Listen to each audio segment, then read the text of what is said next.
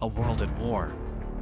Against this backdrop of escalating global tensions, Russia saw an opening to expand its sphere of influence. It began funneling military aid and intelligence support to Iran, bolstering its position in the Middle East conflict. This brazen move drew swift condemnation from the West but only served to strengthen Russia's ties with countries aligned against US and Israeli interests. Ukraine, still locked in its own existential struggle against Russian aggression, could only offer nominal political support for Israel, a stance that strained its relations with Muslim countries and underscored the impossible balancing act it faced.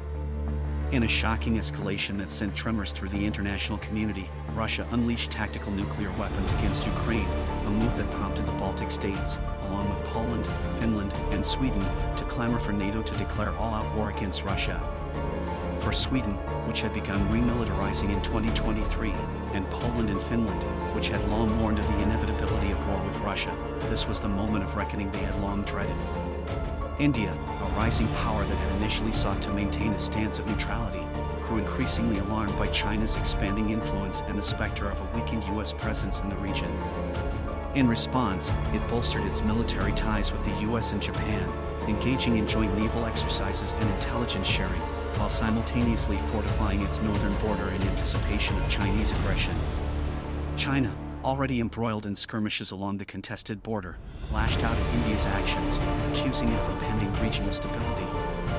India, haunted by the fear of spillover from the Middle East's religious war, prepared for the very real possibility of a preemptive strike by Pakistan and fully committed itself to the US-led alliance, a decision fraught with complex geopolitical implications.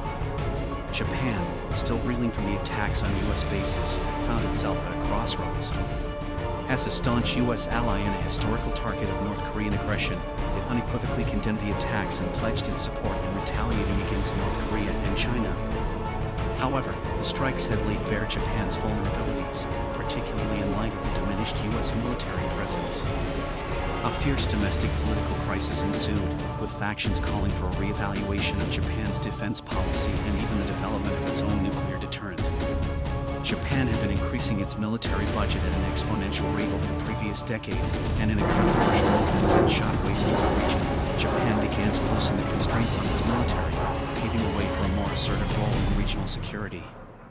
South Korea, which had been ratcheting up its military capabilities since the North Korean attacks, made a surprising gesture of solidarity by working with Japan and the US to dispatch troops and resources to Taiwan, a move that was sure to draw the ire of China.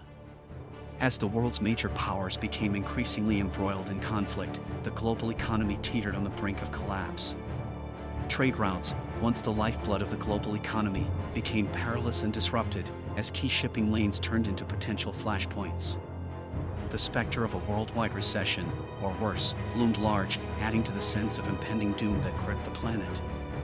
Amidst the chaos, international organizations like the United Nations scrambled to broker peace and de-escalate tensions.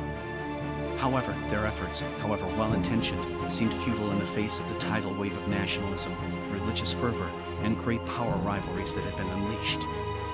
The old rules, the norms that had governed international relations for decades, were being rewritten on the fly, and it remained to be seen what kind of order would emerge from the ashes.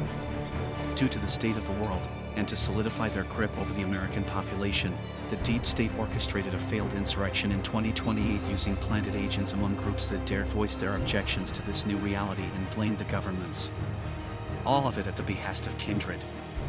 The deep state not only allowed it but played a pivotal role in these events, wanting them to play out to their predetermined end to justify a crackdown.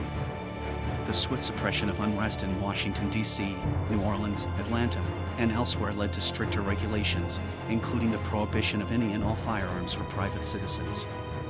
Americans' love for their guns led to a year of everyday bloodshed as those known to possess firearms were subjected to door-to-door raids. Some fought back, but with no organization, anyone who resisted was either killed or imprisoned.